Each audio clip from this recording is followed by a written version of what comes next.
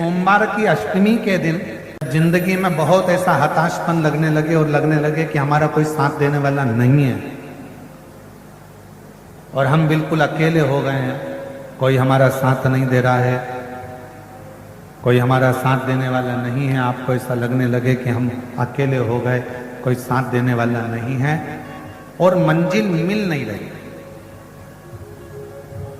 मंजिल प्राप्त ही नहीं हो रही। कनेर के फूल को हल्दी और कुमकुम रोली लगाकर कनेर के पुष्प को यदि सोमवार की अष्टमी के दिन मां जगतजननी की पीठिका का स्मरण करेंगे, जैसे ये शिवलिंग है और ये जो पीठिका है जहां पर शिवलिंग रखा है, गोल जो पीठिका दिख रही है या चौकोर हो या जो भी आकृति की हो पीठिका, वो पीठिका और ये जल निकलने वाला जलाधारी का स्थान।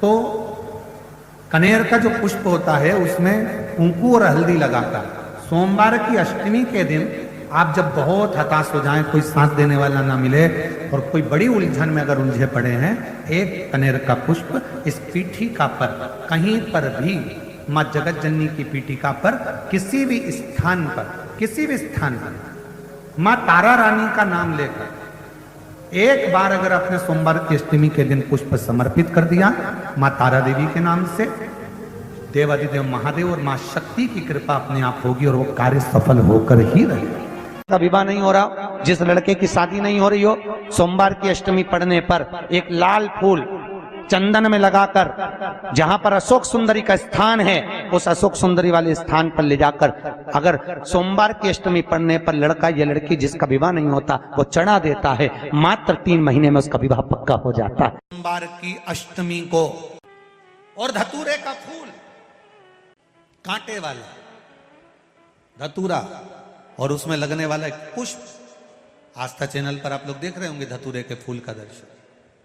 धतूरा और धतूरे का पुष्प, छोटा सा पौधा है, ज्यादा बड़ा नहीं है, कांटा लग रहा है, धतूरा लग रहा है और उसमें भी साधारण धतूरा नहीं, जिस धतूरे के नीचे की डंडी लाल कलर की होती है, अगर वो सोमवार की अष्टमी को देवाधिदेव महादेव को समर्पित करी जाती है तो उसके घर में कभी संपदा की कमी नहीं होती है। वो धतूरा है, साधारण नहीं है। धतूरे में भी लाल डंडी, जैसे धतूरा गोल होता है उसके नीचे छोटी सी डंडी, देखा है आप लोगों ने? अरे देखी कि नहीं देखी बोलो? धतूरा देखा है ना? धतूरे के अंदर एक नीचे छोटी सी डंडी होती है, जब तोड़ोगे तो वो डंडी का कलर अगर लाल है, वो डंडी का कलर अगर लाल है, और कभी हम तो कहेंगे जैसे बड़ी बीमारी जिसको हो जाती है, लीवर, किडनी, कैंसर आदि बड़ी बीमारियों से जो जूझ रहा होता है, प्रयास करो, प्रयास महामृत्युंजय का जाप कर महामृत्युंजय का स्मरण कर एक लाल डंडी का धतूरा प्रयास करना। एक धतूरा मिल जाए या 5 धतूरे मिल जाए किसी भी एकांतेश्वर महादेव पर, जो शिव मंदिर एकांत में हो, जहां कोई जाता आता नहीं हो। वैसे तो अब बहुत मुश्किल है कि ऐसा मंदिर मिल जाए जहां कोई जाता आता नहीं हो, पहले की बात दूसरी है। तो हो तो भी महामृत्युंजय जाप का स्मरण कर या किसी विद्वत ब्राह्मण जन से महामृत्युंजय मंत्र का जाप कराकर या भगवान शिव के मंत्र का जाप स्वयं कर वो भी ना बने तो पंचाक्षर मंत्र नमः शिवाय, षडाक्षर मंत्र ओम नमः शिवाय या श्री शिवाय नमस्तुभ्यम जप कर वो लाल डंडी का धतूरा 5 एकांतेश्वर महादेव को आप समर्पित कर सकते हो। रोग थम जाएगा, जो दवाई खाओगे वो शरीर को लगना प्रारंभ हो जाएगी और आप स्वस्थ होना प्रारंभ हो जाएंगे।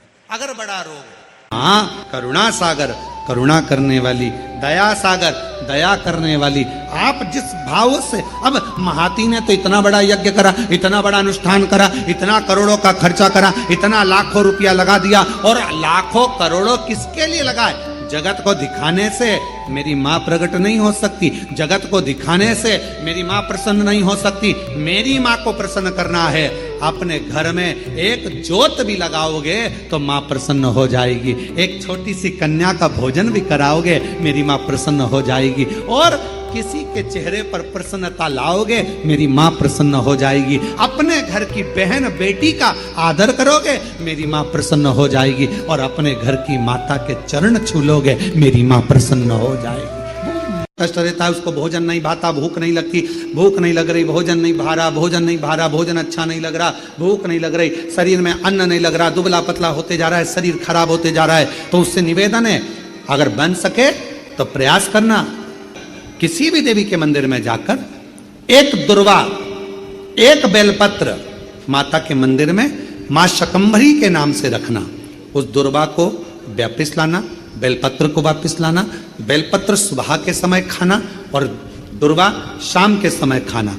ये दो, एक बेलपत्र एक दुर्वा, लगभग 5 या 7 दिन तक लगातार आपने अगर कर लिया तो भूख भी लगेगी, भोजन भी भाएगा और स्वाद भी आएगा, आपको अच्छा लगेगा। बड़े ध्यान से सुनिएगा। शिव जी को क्या प्रिय है? एक लोटा जल। पार्वती जी को, मां दुर्गा भवानी को क्या प्रिय है? तो कहा ज्योत, अग्नि, यज्ञ की आहुति, हवन, धूप। आप लोगों के यहाँ नवरात्रे होते हैं? जम के बोलो जरा। होते हैं। तुम्हारे गांव में माता रानी बैठती है, जगत जननी बैठती है? कभी दर्शन करने के लिए गए हो? वहां पर कुछ आपको मिले ना मिले, पर एक सामने इतना बड़ा कुंडा रखा रहता है, उस कुंडे में गाय के गोबर की गोबरी कंडा जलता रहता है और उसमें लोग थोड़ी थोड़ी धूप छोड़ते रहते हैं। बोलो सही है? वहां धुआं रहता है, उस धूप का गंध रहता, उस गूगल की गंध, धूप की गंध रहती। 9 दिन रोज छूटती है, रोज माता के मंदिर। अब कोई कहे कि क्यों भैया एक दिन छोड़ लो, नहीं, वो धूप क्यों छूटी, वो अग्नि क्यों प्रकट करी? पार्वती जी का, देवी जी का, दुर्गा भवानी का अग्नि से क्या प्रेम है? उस ज्योत से क्या प्रेम है? उस धूप से क्या प्रेम है? शिव को जल तत्व प्रिय है और मां आद्य शक्ति को अग्नि तत्व प्रिय है। मां जगतजननी दुर्गा भवानी को, आद्य शक्ति भवानी को अग्नि तत्व प्रिय है। भगवान शंकर को जल चढ़ता है और मां दुर्गा भवानी की ज्योत लगती है, धूप छूटती है, हवन होता है, यज्ञ होता है। मां को प्रियता अग्नि। सती माता चाहती तो अपने प्राणों को कहीं और भी छोड़ सकती थी, फिर हवन की अग्नि में प्राण छोड़ने की जरूरत क्या पड़ गई मां को? हमारे यहां दुर्गा भवानी का, मां जगत जननी का एक मंदिर ऐसा है जहां पर माता की मूर्ति नहीं है, केवल ज्योत की पूजन होती है। कौन सी मां है वो? ज्वाला देवी। जहां पर ज्योत जलाई नहीं जाती, अपने आप पृथ्वी से ज्योत चलती रहती है, अपने आप ज्योत निकलती रहती है, अपने आप ज्योत जलती है, अपने आप ज्योत प्रकट। और बहुत सुंदर जगह। हम कई बार, हमारे एक शिष्य हैं वरुण जी अग्रवाल देवास वाले, हम उनको हमेशा कहते हैं कि एक बार योग लगेगा तो हम आपके साथ माँ के दर्शन करने ज्वाला जी चलेंगे, उनकी कुल देवी है। तो हम उनको, बेटा कब आ रहा है शिव पुराण सुनाने? भारत की भूमि पर एक मंदिर ऐसा है मां जगत जननी का जहां अपने आप ज्योत जलती है, अपने आप। आपने मेरे पति का अपमान करा है, मैं अपने प्राणों को छोड़ रही, चाहती तो कहीं पर भी प्राण त्याग देती, फिर यज्ञ की कुंड में क्यों, यज्ञ की अग्नि में क्यों? क्योंकि मां को वो अग्नि तत्व प्रिय है। अग्नि तत्व। मां जानकी जी की परीक्षा काय में हुई? जम के बोलो जरा। अग्नि। मां सीता जी की परीक्षा कहां हुई? अग्नि में। अग्नि तत्व की प्रिय। राजस्थान में एक मंदिर ऐसा है, देवी जी का मंदिर है, जगत जननी का मंदिर है राजस्थान में, जिस मंदिर में अपने आप मां अपने अग्नि का स्नान कर लेती है, अपने आप उनके मंदिर में आग लग जाती है, अपने आप पूरा अग्नि का स्नान हो जाता है मेरी माता, अपने आप। अग्नि तत्व मेरी मां को प्रिय, ज्योत मां को प्रिय। तो कहा कि माता रानी को ज्योत से प्रेम क्यों है? आखिर मेरी माता रानी को ज्योत से प्रेम क्यों है? क्यों क्यों प्रियता? तो शिव जी बैठे हैं तप करने के लिए साधन, और मेरे भगवान शंकर कामाख्या पीठ पर, कामाख्या शक्ति पीठ पर मेरे भगवान शंकर सारे शक्तिपीठ, क्योंकि उनका मन बेचैन था, मन लग नहीं रहा था। सती चली गई, सती के टुकड़े हो गए, सती चली गई, सती चली गई, सती के टुकड़े हो गए, सती चली गई। लाल चंदन का लेपन पीपल के पत्ते पर करिए, पीपल के पत्ते पर लाल चंदन का लेपन करिए। लेपन कर कर सोमवार की अष्टमी के दिन उसको लेपन कर कर वापिस निकाल कर शंकर भगवान पर उसका धीरे धीरे त्रिपुंड बनाकर लेपन करना प्रारंभ करिए। जब आप त्रिपुंड बनाकर लेपन करना प्रारंभ करें, उसके बाद उस चंदन को जो सोमवार की अष्टमी है तब निकाल कर लिया है और निकाल कर लाकर उसको डब्बी में रख लें। उस चंदन का प्रयोग चर्म रोग के स्थान पर थोड़ी थोड़ी मात्रा में करना प्रारंभ करें, पानी के साथ मिलाकर। परंतु उस चंदन को केवल 6 से 7 दिन में प्रयोग करिएगा, ज्यादा नहीं।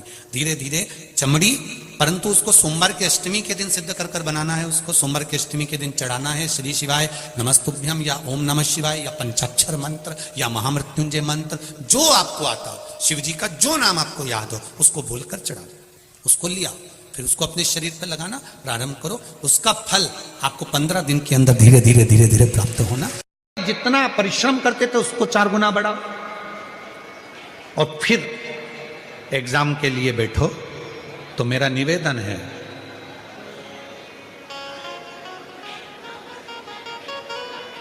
कभी तुम्हारे पास में अगर रुद्राक्ष है सीहोर का, तो उस रुद्राक्ष पर तुम्हारे घर में अगर अलोनी भस्म हो, तुम्हारे यहाँ गोबर के कंडे को क्या कहते हैं? तो गुजरात में उसको छाना बोलते हैं और महाराष्ट्र में गोबरी कहते हैं, हमारे उधर कंडा कहते हैं, ठीक है। तो जो वो गाय का गोबर होता है तो वो उसको हाथ से थपा हुआ नहीं, गाय ने गोबर किया, नीचे गिरा, सूखा हुआ वो गोबर का कंडा जो होता है उसको जलाकर भस्म बनाकर कपड़े से छानकर उसको डब्बी में रख लेते हैं।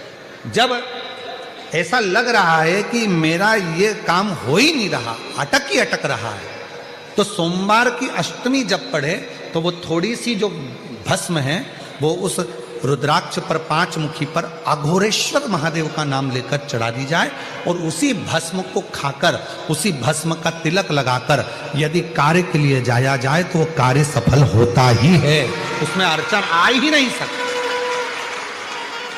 उस कार्य में कभी अड़चन नहीं आ सकती, क्योंकि अघोरेश्वर महादेव का उसमें नाम है, अघोर। मैंने पहले भी कथा में कहा है कि सोमवार की अष्टमी के दिन भूल से भी अगर एक बेलपत्र, एक श्वेत पुष्प शंकर भगवान को समर्पित हो जाता है तो ये मानकर चलें कि आपने कुछ मांगा भी नहीं तो भी शंकर भगवान देने के लिए आपके दरवाजे पर पहुंच जाते। भूलवश सोमवार की अष्टमी के दिन अगर भूलवश भी अगर हमारे हाथ से एक बेलपत्र, एक पुष्प शिव को समर्पित हो जाए तो समझ लो कि कहीं शंकर की उदारता, कहीं शिव की कृपा। व्यापार व्यवसाय नहीं चल रहा हो, नौकरी सर्विस नहीं मिल रही हो, बहुत तकलीफ हो, 7 बेलपत्री केसर को घिसकर चंदन बनाकर बेलपत्री पर बीच वाली पत्ती पर ओम लिखना है। दोनों पत्तियों पर भी एक आद्यशक्ति जगदम्बा के नाम की केसर की बिंदी लगाना है, दूसरे में श्री गणेश रिद्धि सिद्धि के नाम की बिंदी लगाना है। शिव जी पर समर्पित करते जाना, शंकर को चढ़ाते जाओ। सोमवार की अष्टमी के दिन भगवान शंकर को बेलपत्र समर्पित जरूर करना चाहिए, वो भी शाम के समय पर।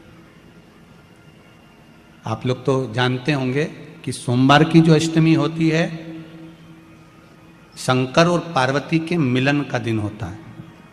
किसके मिलन का है? जम के बोलिए। शिव और पार्वती के मिलन का दिन होता है सोमवार की अष्टमी का दिन। साल भर में लगभग 4 या 5 सोमवार की अष्टमी पड़ती है, इससे ज्यादा नहीं पड़ती सोमवार की अष्टमी। इसमें मां जगत जननी जगदम्बा अपनी 64 योगिनियों को लेकर शंकर भगवान के सामने नृत्य करती हैं जब सोमवार की अष्टमी पड़ती है। जैसे शिवरात्रि का महत्व होता है उसी तरह सोमवार की अष्टमी का महत्व होता है। जब 64 योगिनियां माता शंकर भगवान के सामने नृत्य करती हैं, तब भगवान शिव उठकर खड़े होकर उन 64 योगिनियों को अपने हस्त कमल पर धारण करते हैं। और हस्त कमल पर धारण करते हैं, तब उन 64 योगिनियों को लक्ष्मियां प्रदान करती हैं। लक्ष्मियों को, लक्ष्मी माता को वो 64 योगिनियां दी जाती हैं। लक्ष्मी मैया उन 64 योगिनियों को भगवान विष्णु के पास लेकर जाती हैं। भगवान नारायण उन 64 योगिनियों को ब्रह्मदेव के पास लेकर जाते हैं। उन 64 योगिनियों को ब्रह्मा जी ब्रह्माणी को प्रदान करते हैं। ब्रह्माणी उस 64 योगिनियों को ले जाकर माँ जगतजननी आद्य शक्ति को देती है। आद्य शक्ति उन 64 योगिनियों को ले जाकर शिव को समर्पित करती है। शंकर भगवान की कथा कहती है, सोमवार की अष्टमी पड़ने वाले दिन अगर बेलपत्र पर केसर का भाग लगाकर, ओम लिखकर केसर का ही तिलक लगाकर माँ आद्य शक्ति गणेश जी रिद्धि सिद्धि के नाम से 7 बेलपत्र शिव को समर्पित कर लाल वस्त्र में उसको बांधकर, जिसका व्यापार व्यवसाय या नौकरी सर्विस नहीं हो, बहुत कष्ट चल रहा हो, बहुत जिंदगी में दुख चल रहा हो, उसको 2-1 महीना रख कर देखो, बाबा लाइन लगा देगा आपकी संपदा की ओर, आपका हाथ पकड़ लेगा। सोमवार की अष्टमी शिव को रिझाने की होती है, भगवान शंकर को मनाने के लिए, शिव को प्राप्त करने का एक साधन है। याद रखिएगा, कहीं लग जाए आपकी जिंदगी में कि अब मेरा जीवन बहुत नरक सा निकल रहा है, बहुत कष्टमय निकल रहा है, ये बेलपत्री लेना, इस बेलपत्री के बीच वाले पत्ते पर पीला चंदन लगा लेना। कितना लगाना है? बीच वाला जो पत्ता है उस पर पीला चंदन। जब आपको लगे कि मेरा जीवन बहुत कष्टमय है, अब ये रोग, अब ये कष्ट दूर ही नहीं हो रहा, अब ये आए दिन तकलीफ पर तकलीफ बढ़ती जा रही है, आए दिन रोग बीमारी, पैसा घर में बच नहीं रहा, बहुत कष्टमय जीवन है, इसमें लगाओ पीला चंदन बेलपत्री की बीज पत्ती पर। महाराज, और बीज पत्ती पर जब चंदन लग जाए, लगने के बाद में ये दोनों पत्ती पर लाल चंदन लगा लीजिए। इन दोनों पत्ती के बीच में जो डंडी का भाग होता है, आपको कहा था, आपको स्मरण में होगा शायद, हमने जब बेलपत्री की महत्वता बताई थी तो उस बेलपत्री की महत्वता में कहा था ब्रह्मा विष्णु महेश ये 3 हैं, बोला था। बीच में ये बड़ी पत्ती से लेकर जो 2 पत्तियां होती हैं, इनके बीच में जो जगह बचती है, इसमें मां पार्वती के 64 योगिनियां, मां पार्वती अपनी पूर्ण सिद्धि के साथ में जितनी भी देवी के स्वरूप हैं, वो माता 64 योगिनियां देवी के स्वरूप में यहां पर विराजमान होती हैं। 2 पत्ती के नीचे से जो डंडी होती है नीचे तक, ये पूरी डंडी में 33 कोटि देवी देवताओं विराजमान होते हैं इस पूरी डंडी के अंदर। तो जो बीच वाली पत्ती है, ये जो बीच वाली पत्ती का जो भाग होता है, इस पत्ती के भाग में शहद का प्रयोग कर कर, यहां पीला चंदन, लाल चंदन, लाल चंदन, शहद का प्रयोग कर कर, इसी तरह से पकड़कर ये बेलपत्री की जो डंडी है वो अशुक सुंदरी पर जब आप समर्पित करें तो जहां से जल बहता है उस ओर पर इस पत्ती को चढ़ाकर केवल आपके हृदय की बात कहकर देव अधिदेव महादेव से कोई भी शिव जी का मंत्र, पंचाक्षर नमः शिवाय, षडाक्षर ओम नमः शिवाय, श्री शिवाय नमस्तुभ्यम, या महामृत्युंजय मंत्र, जो शिव का मंत्र हो आपके पास में, उसको बोलते हुए देवाधिदेव महादेव को धीरे धीरे जल की धार चढ़ाना प्रारंभ करो। जल की धार जब पूर्ण होने लगे, उसमें थोड़ा जल बचे, तब अशुक सुंदरी पर जो तुमने बेलपत्र चढ़ाई है वहां उस जलधार को चढ़ाए। ये प्रयोग आपको केवल सोमवार की अष्टमी पढ़ने पर ही करना है। कौन से दिन करेंगे? जम के बोलिए जरा। सोमवार की अष्टमी पढ़ने पर यह प्रयोग करें और जल चढ़ाकर बाबा से विनती कर कर उसी बेलपत्र को वापस उठाकर कहीं जलाशय में या किसी पेड़ के नीचे विसर्जन कर दें और 1 लोटा जल वहां भी चढ़ा दें। बस निवेदन कर कर आ जाइए, मेरा बाबा 3 माह के अंदर हाथ जरूर पकड़ेगा। और तकलीफ है और नहीं हो रहा काम, बहुत दिनों से लगे हो, नहीं हो रहा, हरा मूंग ले जाओ। मूंग के दाने तो रहते हैं घर में, केवल 31 मूंग के दाने लेकर जाइए, 31 चावल के दाने लेकर जाइए और 31 ही बेलपत्र लेकर जाइए। जिस दिन सोमवार की अष्टमी हो, कौन से दिन? सोमवार की अष्टमी हो उस दिन शंकर जी के मंदिर में जाओ, 3 चीज लेकर जाओ, मूंग के दाने, चावल, बेलपत्र। चावल जो 31 लेकर गए हो, अपनी कामना कर कर शंकर जी की देहली पर रख दो, चौखट पर, कहीं पर भी एकांत में उसको रख दिया जाए। मूंग के जो दाने लेकर गए हो 31, वो नंदी के पास में, जो नंदी का पांव ऊंचा रहता है उस पांव के पास रख दीजिए। और जो 31 बेलपत्र लेकर गए हो, वो 31 बेलपत्र अशोक सुंदरी वाली जो जगह है, आपको पहले बताया है कथा में, अशोक सुंदरी जी का स्थान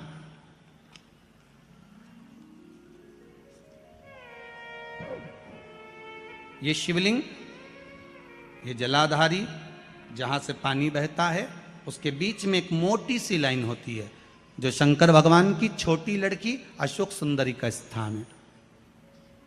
शिव जी के 13 बच्चे हैं, 13 बच्चे में सबसे छोटी लड़की अशोक सुंदरी यहीं पर विराजमान होती है जहां से पानी नीचे गिरता है।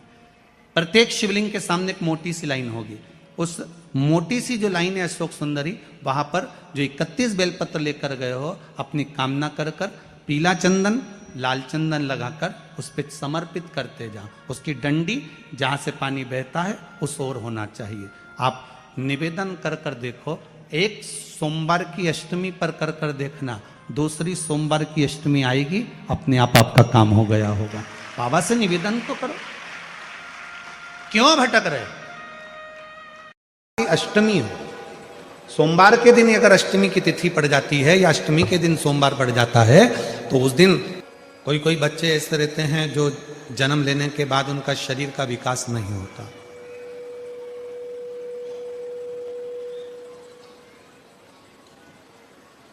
मुख में से राल टपकती रहती है, पलंग पर सोए रहते हैं, हिलते नहीं, शरीर उनका काम नहीं करता, उसको गोदी में रखना पड़ता है, ले जाना लाना पड़ता है, उसको अपनी इंद्रियों का भी ध्यान नहीं रहता कि उसको वॉशरूम आई है, कि उसको कुछ खाना है या पीना है या कुछ, उसको सुध नहीं। में एक बड़ा सुंदर सा प्रसंग आता है। अगर आपकी कॉलोनी में, आपकी सोसाइटी में, आपके मोहल्ले में, आपके आसपास के क्षेत्र में इस तरह के अगर बच्चे रहते हैं, तो उनके माँ बाप को चाहिए कि शिव को, भगवान शंकर को जो बेल होता है, बेल देखा है आप लोगों ने? इधर सूरत गुजरात में क्या बोलते हैं? बेला ही बोलते हैं। तो बेला का जो फल होता है, उस फल के अंदर का जो गुर्दा होता है, फल के अंदर का जो गुर्दा होता है, उस गुर्दे को सुखाकर, उसको बाद में जलाकर उसकी भस्म अच्छी पीस कर तैयार करो। और जिस दिन सोमवार की अष्टमी हो, सोमवार के दिन अगर अष्टमी की तिथि पड़ जाती है या अष्टमी के दिन सोमवार पड़ जाता है, तो उस दिन देवाधिदेव महादेव को, अगर मंदिर में आप वो भस्म नहीं चढ़ा सकते तो घर में ही उस बाबा को थोड़ी सी चुटकी भरकर भस्म, वो जो बेले की भस्म बनाई है, वो शिव को समर्पित कर दो। उसी भस्म को निकालकर उठाकर, जो डब्बी में ज्यादा भस्म है उसी में उसको डाल लो। और उस भस्म को बिल्कुल पिसी बारीक एकदम महीन भस्म को, जो बच्चा राल टपकाता है या उसका शरीर का विकास नहीं होता है, शरीर कमजोर है, वो उठ नहीं सकता, बैठ नहीं सकता, इंद्रियों का भान नहीं रहता, उस बच्चे को यदि थोड़ी थोड़ी भस्म प्रदोष समय के पहले, प्रदोष काल के पहले, शाम के समय के पहले अगर उस भस्म को थोड़ी सी मात्रा में, जरा सी मात्रा में अगर उसकी जिह्वा पर लगाया जाए, तो धीरे धीरे उसकी इंद्रियां काम करना प्रारंभ कर देती है। इंद्रियां काम करती है। डॉक्टर का भी इलाज करवाओ और साथ में शिव जी पर भरोसा भी करो, विश्वास। बेटियों से कहूंगा, नवयुवक बच्चों से कहूंगा, अगर आप कंपटीशन एग्जाम में बैठ रहे हो, अपनी पूरी मेहनत करो, पूरा परिश्रम करो, रात दिन एक करो और लगे रहो। और 9 दिन तक, 9 रात्रि में 9 लाल फूल की 9 पंखड़ियां या 9 कोई भी चावल लाल कलर में कर कर, कुंकू में कर कर, अगर माँ जगत जननी के मंदिर में नहीं जा सकते, माँ भीड़ रहे, तो शिवलिंग की जो जलाधारी है, जहां पानी गोल घूमता है, इस जलाधारी पर कहीं पर भी नवरात्रे में 9 दिन तक या तो लाल फूल की पंखड़ी 9 या 9 चावल के दाने लाल कलर कर कुंकू में, लाल चंदन में उस स्थान पर चढ़ाना प्रारंभ करो। 9 दिन के बाद तुम्हें 15 दिन और निकलेंगे, उसके बाद तुम्हें खुद लगेगा कि तुम्हारी जॉब, तुम्हारी नौकरी तुम्हारा बाबा ने लगाया है। पशुपति व्रत की महत्वता दर्शाए। अब पशुपति व्रत को समझ लेना।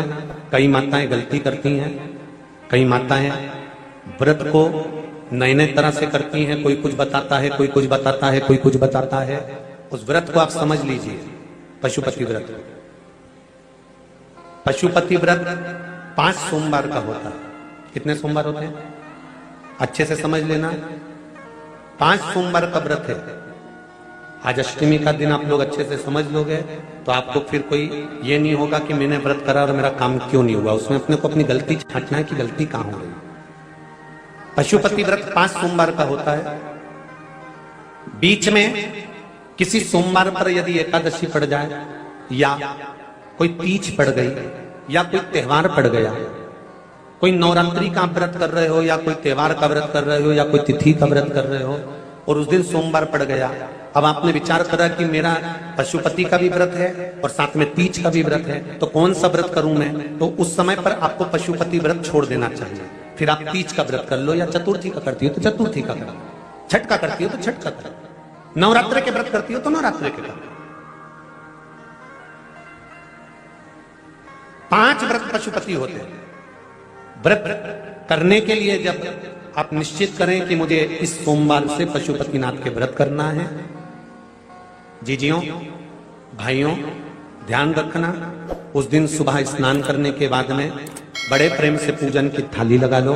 उसमें चंदन, अबीर, गुलाल, जो भी आप रखना चाहें, रौली, चावल, मूली, जनेऊ, पंचामृत, चाहो तो अलग अलग ले जाओ, चाहो तो एक साथ मिलाकर ले जाओ। भगवान शंकर की पूजन करो सुबह के समय पर और शिव जी का पूजन कर कर, आराधना कर कर भगवान शंकर से प्रार्थना करो, हे शिव जी, हे ओगरदानी, हे त्रिकालदर्शी, हे कैलाशी, अविनाशी, आज से मैंने पशुपति व्रत प्रारंभ करे। बाबा मेरा ये व्रत इस कार्य के लिए मैं कर रही हूं, आप स्वीकार करना। बाबा को निवेदन करना। पूजन का सामान थाली में उतना लेकर जाना कि सुबह भी काम आ जाए और शाम को भी काम आ जाए। अलग से पूजन का साहित्य में शाम को अलग से नहीं रखना। थाली में उतना ही रख के ले जाओ जितना सुबह भी काम आए और शाम को भी काम। बाबा को निवेदन कर कर पूजा की थाली वापस ले आओ। शाम के समय पर घर में मीठा बनाओ, 6 दिए रखो थाली के अंदर घी के, और दिए रखकर मीठा ले जाकर मंदिर में पूजन करो। शाम को स्नान कराने की जरूरत नहीं, पंचामृत स्नान की जरूरत नहीं है। शाम को तो केवल जल का छींटा दे दो, पंचामृत का छींटा दे दो, बाबा की पूजन करो। पूजन कर कर प्रसाद के पहले 3 हिस्से करो। 3 हिस्से करने के बाद फिर आप दिया लगाइए। फिर बाबा को कितने दिए लगाना है? जम के बोलो, 5 दिए लगाना है आपको शंकर भगवान। 5 दिए लगाइए, एक एक दिया जलाते जाएं और शंकर भगवान से पहले सोमवार को दिया जलाते समय अपने हृदय की बात कहते जाएं। 5 दिए पूरे हो जाएं, छठा दिया जलाना नहीं है, उसको थाली में वापस रख लेना। दिए को थाली से नीचे उतारना जरूर। कौन से दिए को? जम के बोलो जरा। छठे दिए को मंदिर में उतारना जरूर और फिर वापस थाली में रख लेना है। प्रसाद 2 हिस्से मंदिर में छोड़ना है, 1 हिस्सा थाली में रख के ले आना है। पूजन कर कर बाबा को निवेदन कर कर वापिस आइए। शाम को जब घर में प्रवेश करो, सीधे हाथ की ओर घर में अंदर जाते समय अपना जो राइट हैंड हो, अपना जो सीधा हाथ हो, उस ओर बैठो और बैठने के बाद उस दिए को प्रकट कर लो, प्रज्वलित कर लो। वहां पर भी शिव जी से प्रार्थना करो, हमारा यह कार्य है सफल करिएगा। बाबा से निवेदन करके घर के अंदर प्रवेश कर जाओ। भोजन जब जीमने के लिए बैठो, भोजन करने के लिए बैठो, सबसे पहले जो प्रसाद लेकर आए हो उस प्रसाद को खाइए। जो प्रसाद आप लेकर आए उस प्रसाद में से किसी को नहीं देना है, आपको अकेले खाना है। उतना ही प्रसाद लेकर जाना जितना खब जाए, छोड़ना भी नहीं। सबसे पहले प्रसाद खाइए, उसके बाद में भोजन करिए। इस व्रत में सुबह आप फलहार कर सकते हो, शाम को भोजन कर सकते हो। भोजन में ये जरूरी नहीं है कि मीठा ही खाना है, नमकीन भोजन भी कर सकते हो। बस मीठा कब खाना है, जब प्रसाद का एक हिस्सा लेकर आओ तो वो एक हिस्सा आप खाओ। उसके बाद में जब भोजन करो तो नमक का करो, कोई मना नहीं, मिर्ची का करो, पर उसमें दिखावा ना करें और भोजन करें। ऐसे 5वां जब सोमवार आ जाए, बीच में अगर कोई सोमवार छूट भी जाए तो व्रत करना, पूजन मत करना। कोई रजो धर्म आ गया, रजस्वला धर्म आ गया, कोई कार्य आ गया तो उसमें पूजन करना, पूजन नहीं करना है, उसमें व्रत जरूर करना। और जब 5वां व्रत रहे,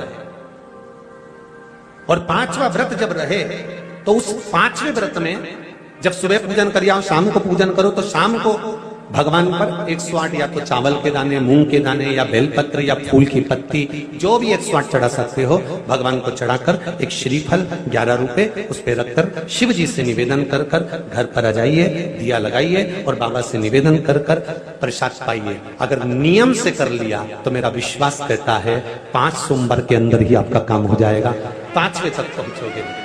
ये शिव कृपा।